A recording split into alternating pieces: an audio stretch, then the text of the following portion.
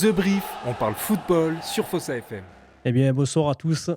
On est avec un joueur qui nous a fait quand même rêver sur les 2 saisons passées à l'Olympique de Marseille. J'ai l'honneur et c'est un réel plaisir de t'avoir avec nous. C'est Monsieur Brice Diadjedje. Bonsoir à toi. Bonsoir à vous, bonsoir à tout le monde. Merci en tout cas d'avoir répondu à l'appel, à l'invitation. Ça n'a pas été facile, hein, avec ton frère, on s'est le temps d'échanger, Ouais, etc. Ouais. c'est vrai que ça a pas été évident. Mais bon, parce qu'en plus, j'étais en Turquie, j'étais en déplacement.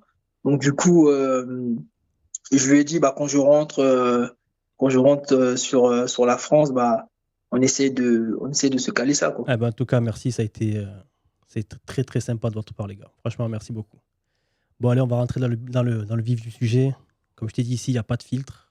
Mais on est toujours on essaie de garder une très bonne ambiance. C'est le principe de l'émission, donc c'est le The Brief. C'est une émission 100% marseillaise, où tous les lundis, on va débriefer des matchs de l'OM. Et dès qu'on a l'occasion, on fait des interviews d'anciens joueurs de l'OM qu'on a appréciés. Ok. Voilà. Donc, toi, je vais te présenter. Si tu as des compléments d'informations à faire, tu peux me les donner, il n'y a pas de problème. Ok. Tu me dis si je me trompe, etc. Voilà. Non, Donc, Brice Diadjedje. je te laisse l'honneur. Vas-y, ouais, c'est gentil. Brice Diadjedje, champion de Ligue 2 avec Evian. Exactement. Tu fais 2 finales de Coupe de France. Une avec C'est Evian, ça. une avec l'Olympique de Marseille, contre Paris. Exactement. Exactement. Contre Paris. Première question. En tant que joueur formé au PSG, tu signes à l'OM. Comment ça se passe dans ta tête? C'est quoi qui... Voilà. Est-ce que tu étais fan de l'OM? Déjà, tu étais fan de l'OM ou pas du tout? Non, pas du tout. Après, c'est vrai que dans la famille, il y a beaucoup de supporters marseillais. Bon, après, c'est vrai que moi, j'ai fait toutes mes classes au Paris Saint-Germain. Ouais. Je suis de la région parisienne. Donc, et du coup, me retrouver à Marseille pour certains de mes amis, c'était un peu bizarre, mais bon, c'est le football, c'est le métier. Donc, voilà, j'ai eu la chance, l'opportunité que Marseille me sollicite. Donc, je pense que dans mon plan de carrière, on va dire, et puis dans ma progression, c'est toujours très important quand même d'évoluer dans les meilleures équipes, on va dire, du championnat français. Donc, si je te dis, là, maintenant, de suite, OM, qu'est-ce qui te traverse l'esprit, pardon? Est-ce que tu as un souvenir qui revient, une anecdote, quelque chose? Ah oui, quand on me dit l'OM, bah, je dirais mais l'une de mes premières, on va dire, invitations que j'ai eues, c'était la grande sœur de un de mes amis qui était très fan de l'Olympique de Marseille, qui vivait à Arles. Et elle nous avait invités en vacances. Et on était allé dans la boutique de l'OM qui se trouvait, je crois que, bon, je sais pas si elle se trouve toujours au Vieux-Port. Il y a une boutique Oui. elle est toujours, bon, Ouais, voilà, elle toujours, est ouais. toujours au Vieux-Port. Et puis, ils m'ont fait visiter la boutique. Bon, moi, à cette époque-là, je jouais à Evian. Ok. J'avais quitté le Paris Saint-Germain, donc j'étais à Evian.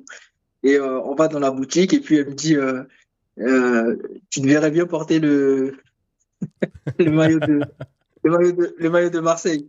Et moi, je lui dis, bah, pourquoi pas? Elle me dit, mais t'es un traître et tout, en tant que Parisien, tu peux pas porter le maillot de Marseille. Je lui dis, mais pourquoi? Je dis, mais si j'ai la chance de pouvoir évoluer pour Marseille, je vais pas m'en priver. C'est vrai que oui, j'ai fait toutes mes classes au Paris Saint-Germain, jusqu'à ce que je parte de là-bas. Donc, on sait pas. Et puis, quelques mois après, il y a Marseille qui me sollicite en janvier Et 2000, de la saison au 2013-2014. mercato d'hiver, c'est ça, Et hein? c'est ça, exactement. Et puis je signe à Marseille. Et ce transfert, tu le vis comment? Parce que tu es à Evian, donc tu te dis C'est quoi? ça. C'est je vais changer de dimension. C'est comment quand tu as su que Marseille se positionnait sur. Est-ce que tu y as cru au départ ou pas du tout?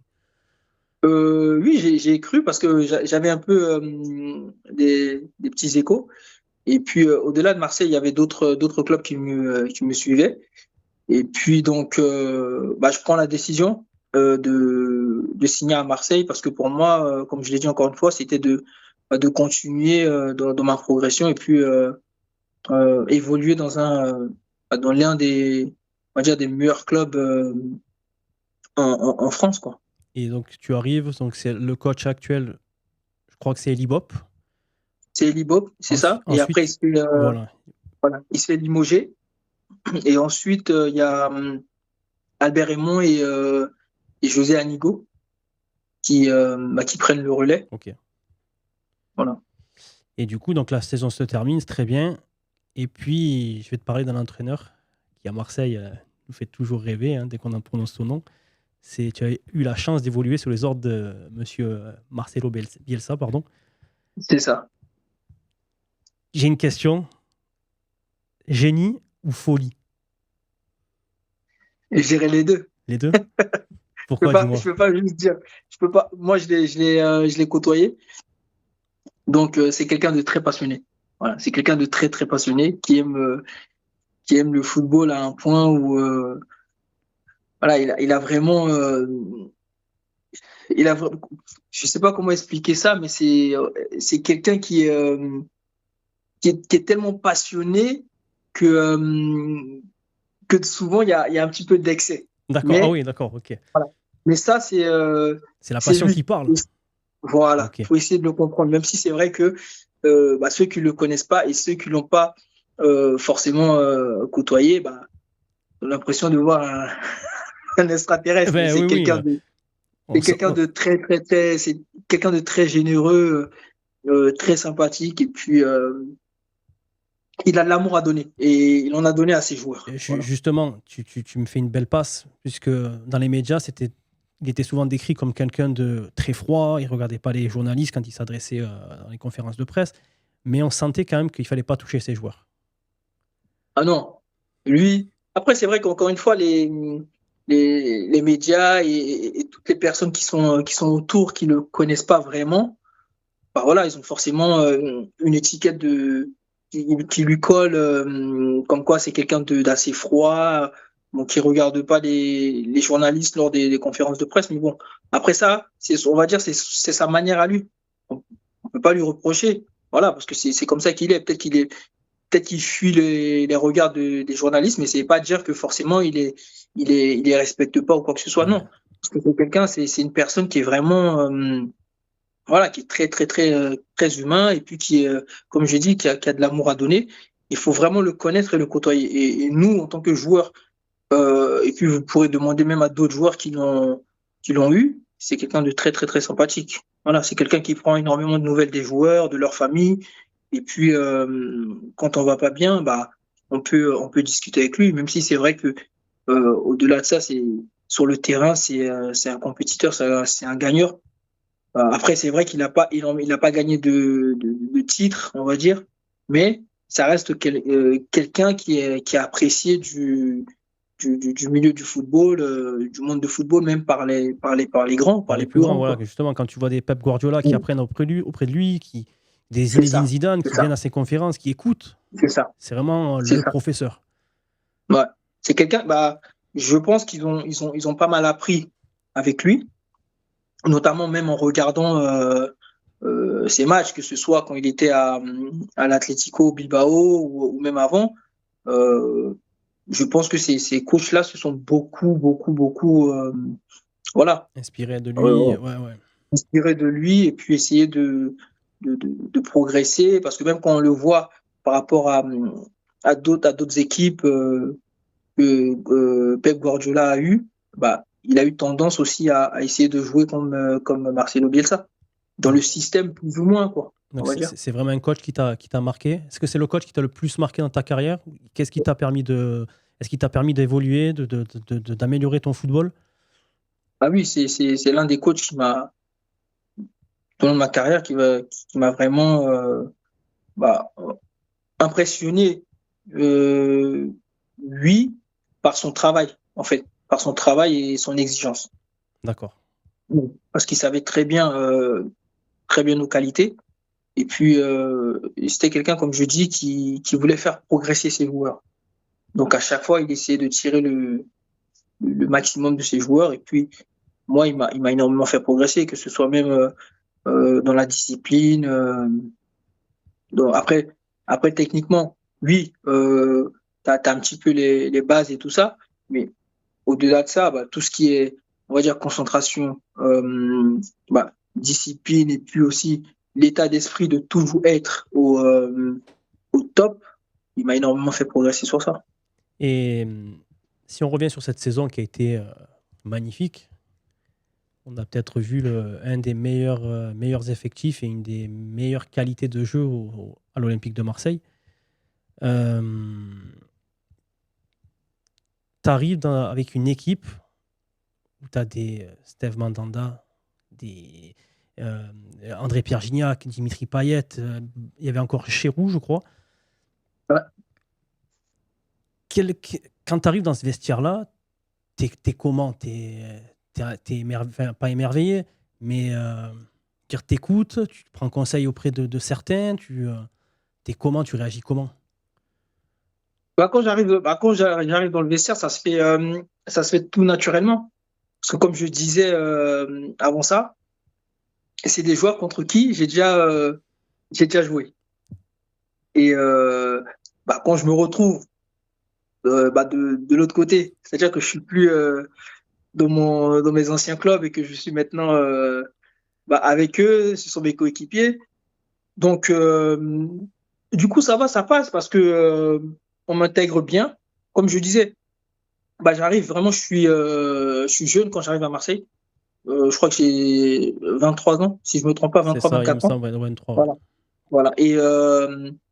Et avant ça, il y avait d'autres jeunes aussi qui étaient arrivés comme Gianelli, Flo Thauvin et Ben Mendy, Mario Lemina, qui étaient arrivés avant moi. Donc du coup, Marseille commençait un petit peu à essayer de changer sa philosophie. Et après, c'est vrai il y avait toujours ce noyau-là d'anciens comme Mathieu Valbuena, bah, Dédé Gignac, André Ayou, Rod Fanny, Jérémy Morel, et puis j'en passe. Donc du coup, comme je disais, le fait d'avoir joué contre ces joueurs-là, ils te connaissent un petit peu quand même. Ok. Donc en soi, l'intégration, elle est assez simple. Voilà. Parce que Et tu viens du même championnat qu'eux. ouais, Et ce qui était bien aussi pour m'intégrer et tout, bah, j'étais international aussi, ivoirien. Je commençais déjà à aller en sélection. ok. Donc, ça aussi, je pense que c'est aussi euh, un grand avantage quand tu arrives dans ces clubs-là Ça te fait de l'expérience en plus. Voilà. Exactement, comme l'Olympique de Marseille, parce que même si tu es jeune, bah, tu as quand même été appelé une ou deux fois en En équipe sélection. nationale. Donc voilà, donc c'est aussi super, quoi.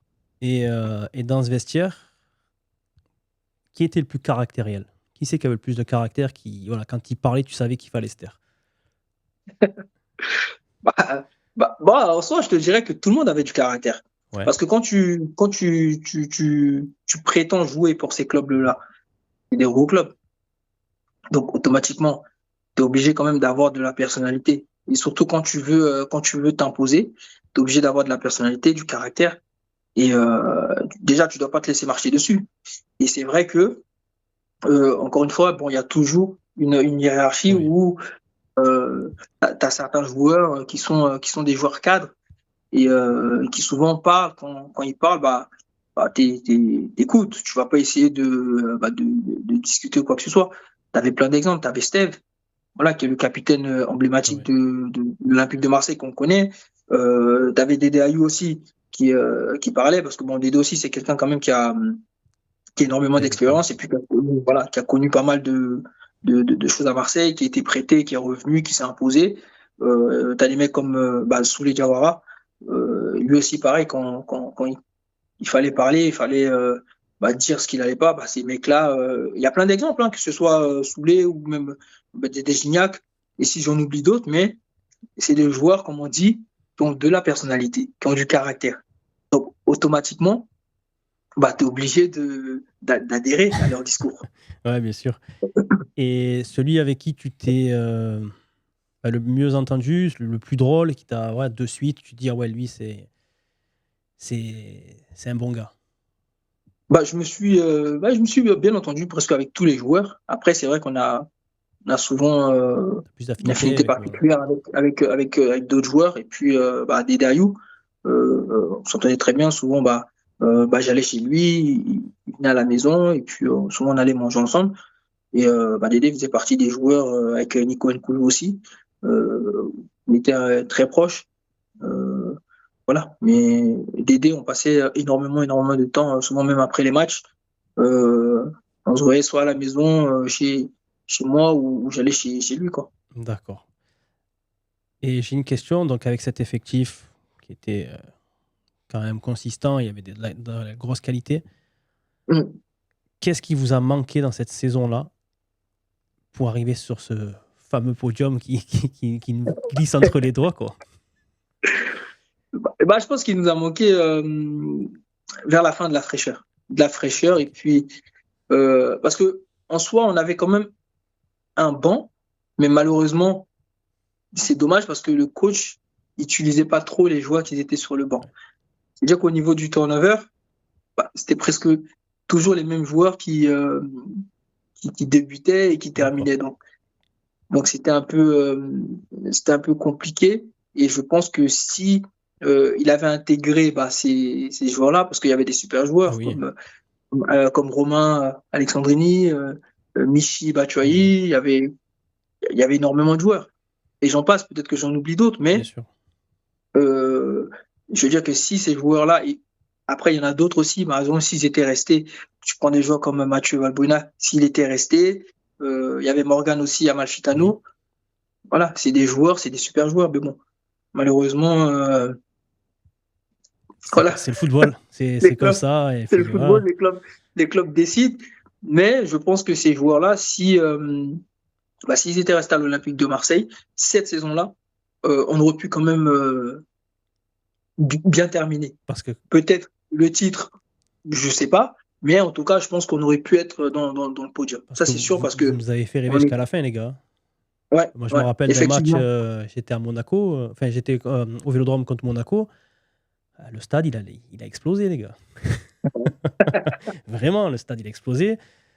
On a ce fameux regret, le match contre Lyon à domicile, avec Ouais. le but refusé pour Ocampos. De Lucas, ouais. Ouais, ça a été très, très. Même à vous, je pense que ça vous a fait très, très mal. Oui, bien sûr. C'est des matchs où tu te dis, t'es à domicile, t'es obligé de gagner. Et en plus de ça, bon, ça commençait à se rapprocher un petit peu. Et puis, on fait un super match. Ouais. Moi, je crois que j'étais suspendu, il me semble.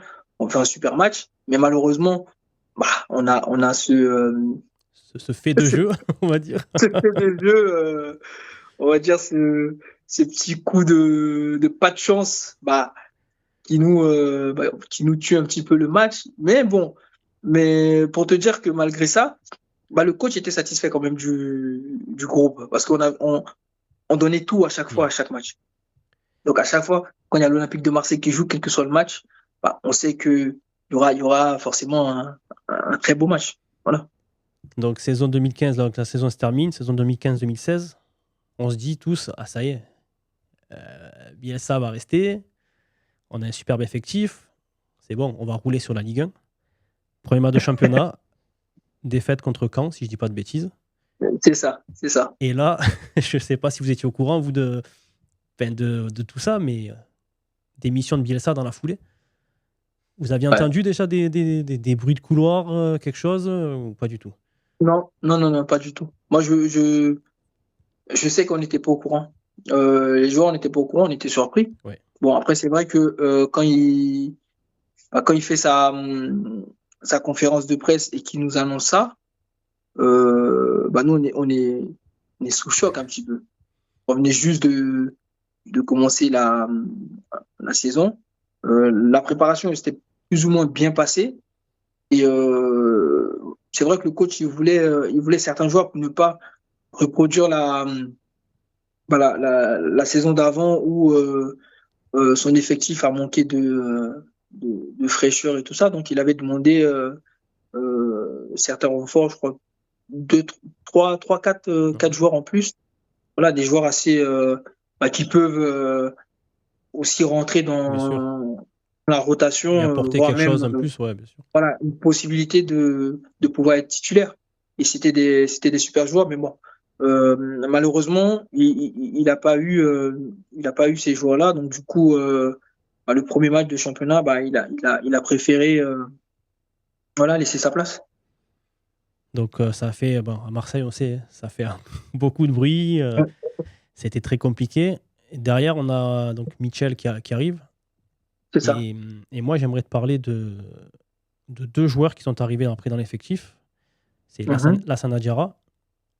Ouais. Et en tant que fan aussi inconditionnel des Gunners, j'aimerais que tu me parles Abu Dhabi. de Abu Dhabi. Oui, Est-ce que oui. quand bon, Lassana Diarra, on l'a vu, on s'est dit, bon, on a fait des miracles avec Lassana Diarra. Est-ce qu'on va faire... Moi, j'y croyais vraiment. Je me suis dit, on va faire un miracle avec Abu Dhabi. Est-ce que toi, quand tu le voyais à l'entraînement, tu t'es dit, ouais, quand même, il y a encore un petit espoir pour que ce gars retrouve son niveau? Oui. Moi, Abou, moi, je l'avais déjà vu jouer en équipe de France et puis euh, lors des championnats d'Europe avec parce qu'il a joué avec mon cousin et D'accord. ils étaient très amis. Donc moi, je connaissais le joueur. Donc c'est vrai que j'avais pas trop de surprises, mais bon, c'est malheureux pour lui Ouais. qu'il ait eu ses blessures. Mais sinon, c'est quelqu'un, même à l'entraînement, quand il revenait petit à petit, tu voyais que c'était quelqu'un voilà, qui est au-dessus, qui est au-dessus du lot. Et puis, encore une fois, qui n'a pas eu de chance. Son corps l'a empêché de faire, je pense, ce qu'il aime le plus, quoi. Ouais, Et puis, au-delà de ça, Las Diarra, c'est c'est un monsieur. Ouais, voilà. Voilà, c'est un monsieur.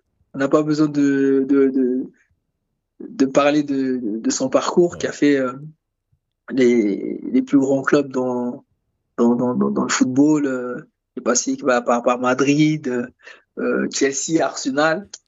Exactement. Voilà, c'est quand même voilà, équipe de France. Donc, c'est quand même des joueurs qui sont monstrueux. Et ça aurait été bien. Et si on pouvait aligner ces deux compères, parce qu'en plus, ils se connaissaient de l'équipe de Eh France. oui, Donc, on n'a pas eu de on chance à n'a pas eu de l'Olympique de chance, c'est Marseille. On sûr. n'a pas pu les aligner parce que je pense que ça aurait pu être un très, très, très, très beau milieu de terrain. Ouais, c'est clair. Pour moi, c'était peut-être, ça aurait dû être et ça aurait pu être je vais peut-être en tant que Marseillais grossir le truc, mais exagérer, peut-être la plus belle paire de milieu de terrain Ouais, pas ouais. d'Europe, mais peut-être du championnat déjà. Mais en tout cas, peut-être du championnat Ouais, français parce que le truc, c'est qu'ils se connaissaient ouais. déjà. Ils ont évolué ensemble plusieurs fois. Donc, après, à ce niveau-là, tu n'as pas besoin de parler. Ouais, voilà, C'est- tu laisses le talent tu laisses- parler et puis allez-y. Voilà, tu laisses juste le talent parler. Mais bon, c'est comme ça, c'est le parcours du footballeur. Mais ce que je retiens, je sais que c'est des personnes qui, même au-delà de ça, même Abou, malgré qu'il était blessé, c'est quelqu'un qui donnait des conseils aux jeunes, qui nous parlait et qui nous disait toujours de rester concentré et puis de profiter parce que nous, on avait cette chance-là de pouvoir enchaîner les matchs que lui pouvait pas malheureusement. Et mine de rien, tu fais, dans ta carrière qui est plutôt bien enrichie, tu côtoies pas mal de joueurs, donc déjà à l'Olympique de Marseille. Ouais. Et puis, tu l'as évoqué tout à l'heure, tu as été international ivoirien. Tu arrives dans un effectif quand même, Côte d'Ivoire, un effectif qui fait peur. C'est vrai, c'est clair que moi j'arrive en sélection quand j'ai 19 ans, il me semble, ouais, 18 ans et demi, 19 ans, et c'est la génération dorée. Ouais. J'arrive quand c'est la génération dorée.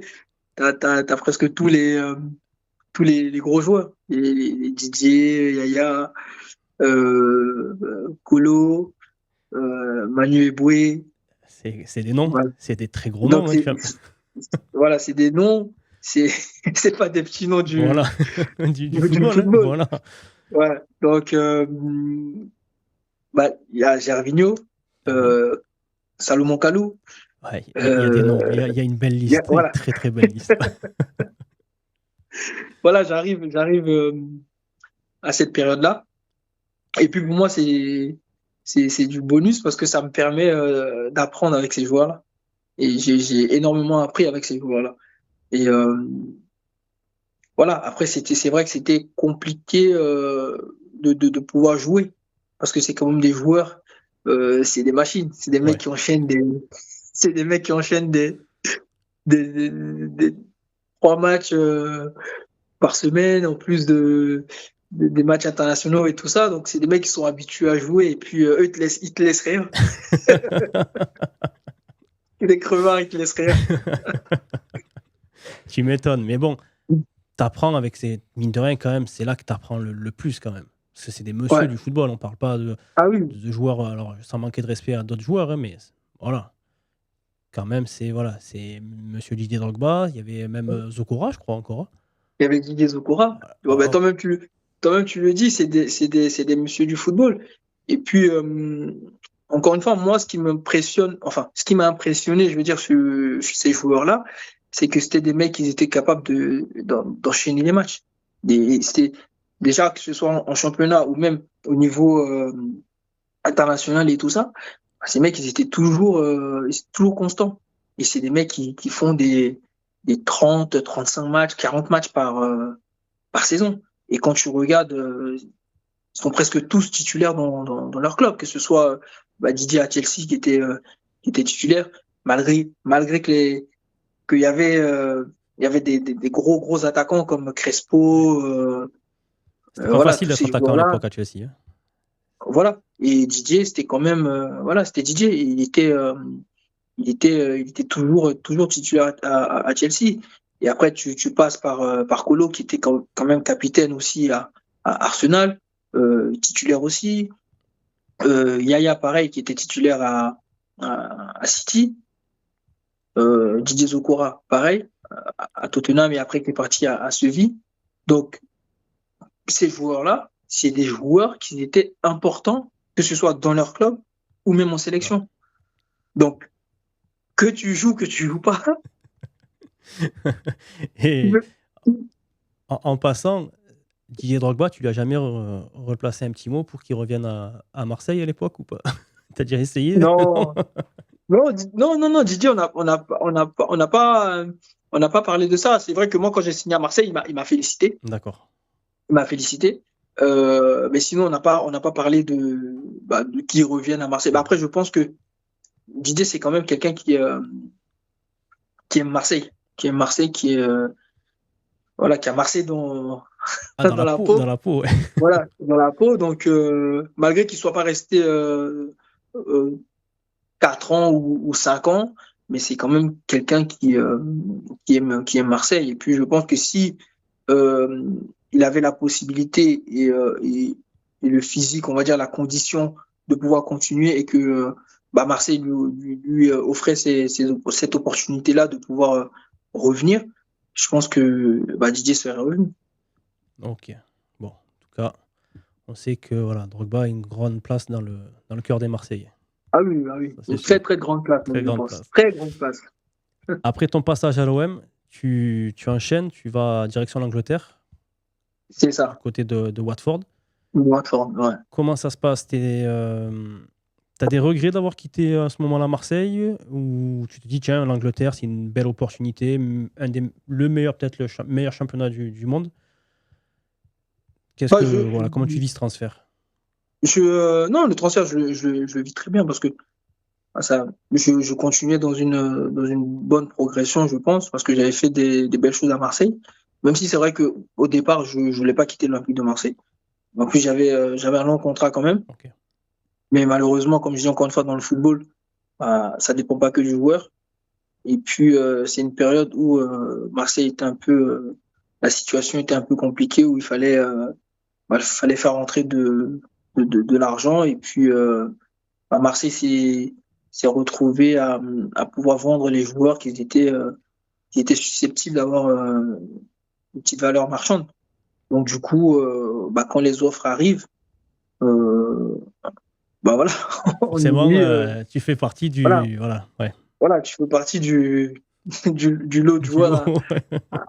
à vendre ou à sacrifier Ouais. comme les gens ils le prennent comme ils veulent. Mais, euh, mais aussi, ça permet aussi de, de, de voir autre chose et puis aller dans un autre championnat qui est assez difficile. Mais bon, après moi, la chance que j'ai pas eue, c'est que en signant à Watford, je me blesse en équipe nationale. Je D'accord. me blesse en sélection. Voilà, je me blesse en sélection. Mais malgré ça, je signe à Watford. Et ma blessure, elle devait durer à peu près 3 4 semaines. Et malheureusement, j'ai pas eu de chance. Ça a duré presque 1 an, 2 ans. Ok, Et, ouais. voilà. Et dans ma progression, ça m'a énormément fait mal. Ok, ouais. Parce que je sortais de belles saisons à Marseille où je jouais.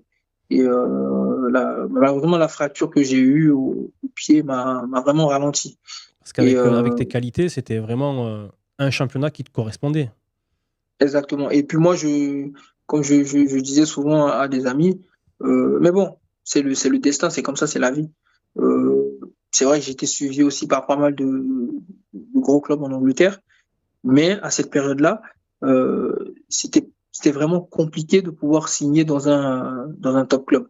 Même si les recruteurs, les directeurs sportifs ou même les coachs te connaissaient et connaissaient tes qualités, ça allait être très très compliqué de pouvoir intégrer un gros club parce que quand tu regardes, tu prends chaque club par poste, c'était des joueurs, c'était des internationaux, Mm.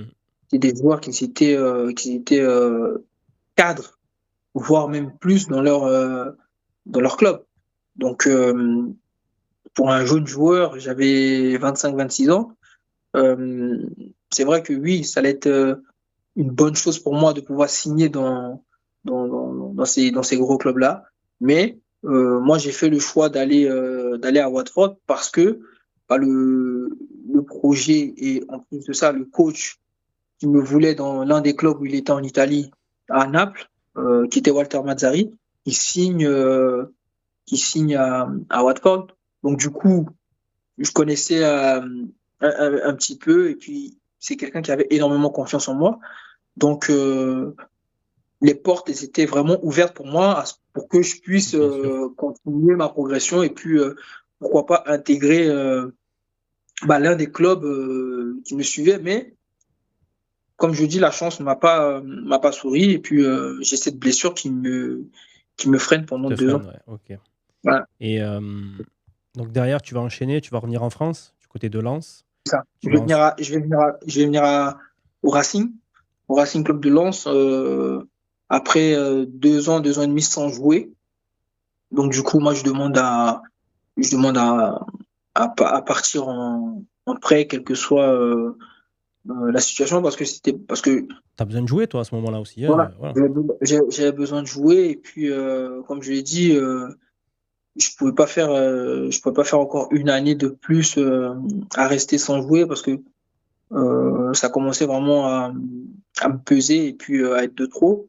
Donc je demande à partir au Racing et puis ça se fait assez rapidement. Et j'étais très content de signer au Racing, même si à cette période-là, Lens était un petit peu en difficulté. Difficulté, ouais. Mais bon, ils m'ont mis dans de très bonnes conditions. D'ailleurs, même je les remercie. Eric Roy qui m'a vraiment aidé, Eric Sikora, parce que c'était pas facile la période où j'arrive. Et en plus de ça, moi, je n'avais pas joué pendant 2 ans et demi. Et voilà, je fais des super matchs. J'arrive à jouer quand même 18 matchs. Voilà, je fais 18 matchs. Et après, je retourne en Angleterre. Donc, tu as connu, donc après ça, tu pars en Turquie, tu as connu les ambiances chaudes du championnat turc. Ouais. C'est quoi l'ambiance qui t'a le plus marqué? Sachant que tu as évolué à Marseille, tu as évolué en Mm. Turquie, on sait que voilà, c'est deux. Marseille, on connaît la ferveur des supporters, la Turquie également. Si tu devais comparer, est-ce que c'est comparable déjà entre le championnat turc et le Bah, championnat de France? c'est pas,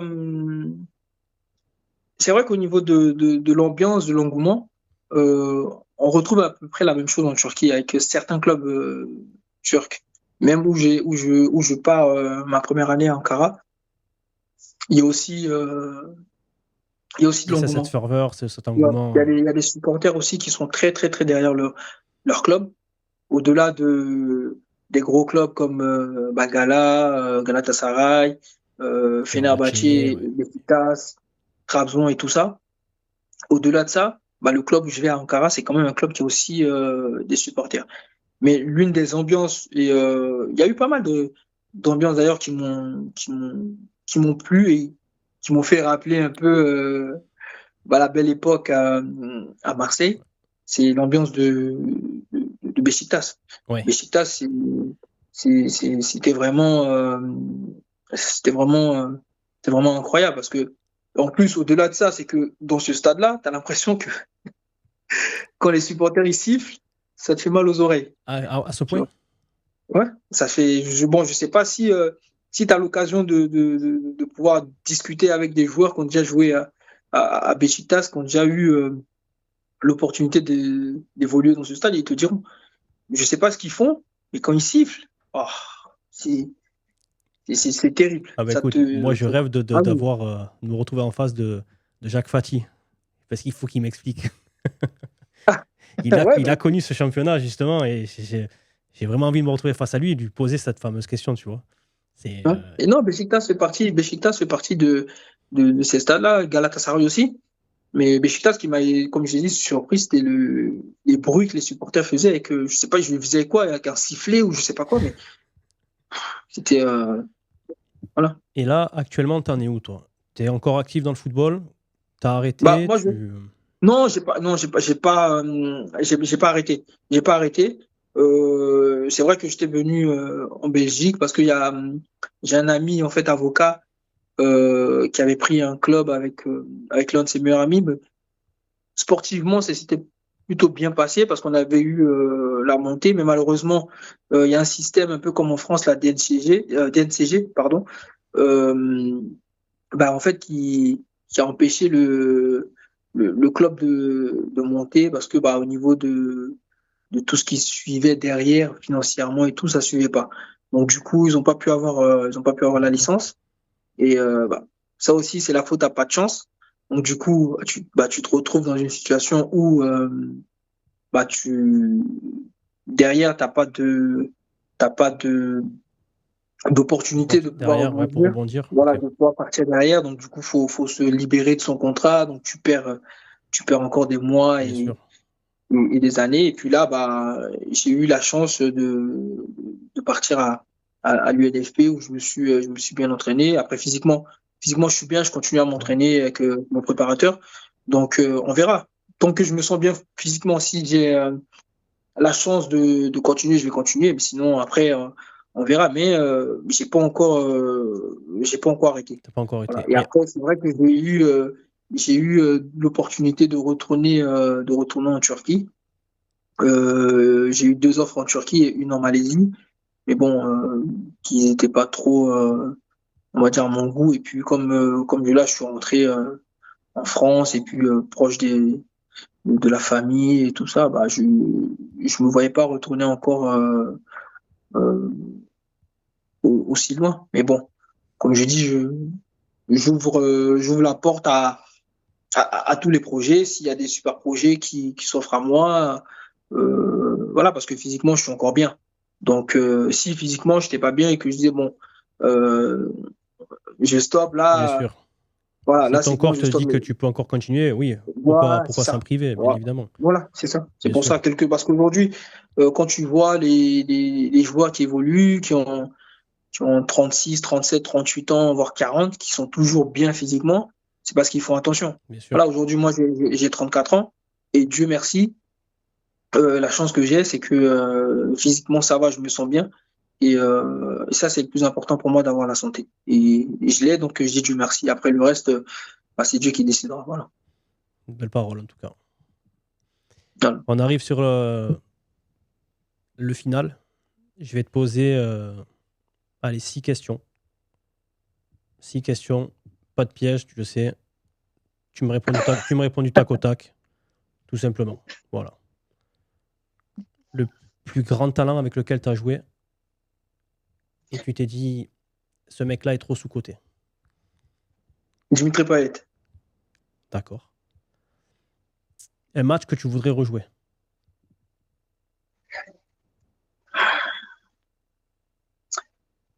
OM PSG, à domicile. Ouais, je pense que ouais. Je pensais que tu m'aurais dit le OM Lyon, tu vois, bon, plutôt. Non, OM PSG. OM PSG, ok. Parce qu'on fait un super match. Ouais. Ouais, et le match, il était très intense. Et je crois qu'on perd. Voilà, on perd, Eh mais oui. Je crois qu'il y a Gignac voilà. qui met un doublé C'est ça. et Où il y avait, t'as Zlatan qui met un doublé aussi. voilà, où il y avait l'un des meilleurs tifos. Ouais, je vois. L'un Ouais, des ouais, je meilleurs vois. tifos. Ce match-là, ouais, je pars sur ce match-là. Ok. Est-ce que tu as un rituel, est-ce que tu avais ou t'as un rituel d'avant-match? Oui, je lisais souvent ma Bible. Ouais. D'accord. Ouais. Ouais, t'es pas du genre casque, je me renferme et. Non, j'avais ma Bible avec moi. D'accord. Bah, je mettais Ouais. mon casque et tout, voilà. Et avant chaque match, je lisais un petit peu la Bible et un psaume, quoi. Voilà. Là, je vais te mettre en situation. Tu es un jeune joueur à l'Olympique de Marseille, c'est ta première titularisation. Quel conseil tu donnerais à ce jeune? Bah, fais-toi plaisir. Ne te prends pas la tête, fais-toi plaisir. Parce que tu peux pas savoir la chance que tu as de pouvoir évoluer dans ce club-là. Et en plus, si t'arrives à être titulaire, c'est que forcément, tu as un petit peu de qualité parce que pour s'imposer à l'Olympique de Marseille, c'est très, très, très, très compliqué. Donc, fais-toi plaisir, ne te prends pas la tête. Ouais, c'est vrai qu'il y a pas mal de gros joueurs qui sont arrivés. Et malgré toute leur Ouais. expérience, ça n'a pas fonctionné. Donc, Ah oui, à Marseille, le truc, c'est que tu peux jouer, tu peux faire quelques matchs, mais c'est de durée. ouais, C'est ça qui est compliqué. Tu peux faire un, deux matchs, mais est-ce que tu peux enchaîner plusieurs matchs, voire plusieurs c'est saisons? compliqué. Ouais. Il y a beaucoup Compliqué. d'attentes chez nous. Donc, Très compliqué. Ah oui, c'est très compliqué. Et dernière question, est-ce que tu aurais un message pour les supporters de l'OM? Bah, je les remercie et j'arrêterai jamais de les remercier parce que ils m'ont mis dans de très, très, très, très bonnes conditions. Parce que quand je suis arrivé à Marseille, ça, je l'oublierai jamais. Marseille était dans une situation assez compliquée pendant la saison 2013-2014. Moi, j'ai quitté Evian où on était plutôt pas mal. Voilà, on faisait partie des petits poussés du championnat. Et quand je signe à Marseille, bah, les supporters auraient pu être très violents avec moi, mais ils l'ont jamais été. Et ils m'ont toujours bien accueilli. Même quand je repars souvent à Marseille, bah, et que bah, je crois certains supporters, ils sont contents de me voir et puis ils me disent toujours, on est fiers que malgré que tu sois parisien, On est ça, obligé de ça, le rappeler, ça. il me le rappelle toujours. Il me le rappelle toujours.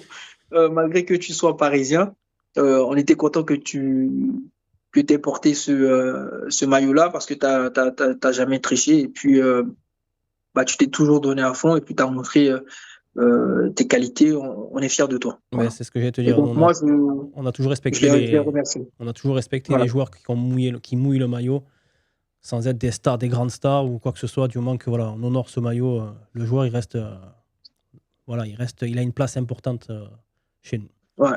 Et d'ailleurs, Ouais. je t'en remercie, on t'en remercie tous. Bah, moi, je vous dis merci à vous. Et c'est vrai que vous m'avez bien accueilli. Comme on dit, bah, les joueurs, ils viennent, ils sont de passage. Mais vous, supporters, vous restez toujours, quelle que soit la situation de votre club, vous êtes toujours là. Alors que nous, les joueurs, Oui, on est de passage. c'est ce qu'on dit. Voilà.